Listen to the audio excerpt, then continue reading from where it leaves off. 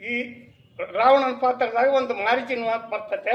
ಮಾರೀಚನ ಮುಂದೆ, ಹೇ ಮಾವನಾದ ಮಾರೀಚನೇ, ನನ್ನ ಸಮಾನ ಈ ಚತುರ್ದಶ ಭುವನಗಳಲ್ಲೇ ಇಲ್ಲ.